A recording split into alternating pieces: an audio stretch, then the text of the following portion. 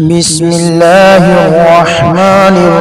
الرحيم سبح لله ما في السماوات وما في الأرض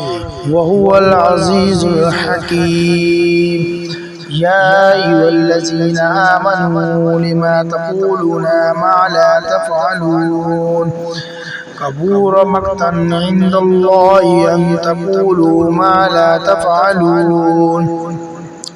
إن الله يحب الذين يقاتلون في سبيله صفا كأنهم بنيان مرصوص وإذ قال موسى لقومه يا قوم لما تؤذونني وقد تعلمون أني رسول الله إليكم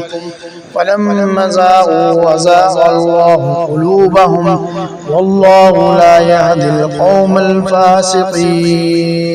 وإذ قال عيسى ابن مريم يا بني إسرائيل إني رسول الله عليكم مصدقا لما بين يدي من التوراة ومبشرا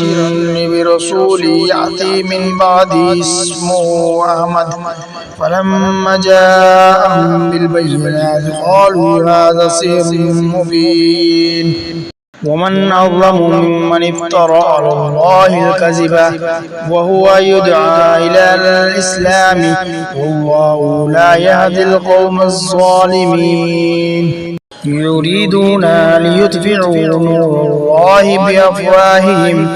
والله متم نوره ولو كره الكافرون هو الذي أرسل رسوله بالهدى ودين الحق ليظهره على الدين كله ولو كره المشركون يا أيها الذين آمنوا هل أدلكم على تجارة تنجيكم من عذاب عليم تؤمنون بالله ورسوله وتجاهدون في سبيل الله بأموالكم وأنفسكم ذلكم خير لكم إن كنتم تعلمون يغفر لكم ذنوبكم ويدخلكم جنات تجري من تحتها الأنهار ومساكن طيبة في جنات عدن ذلك الفوز العظيم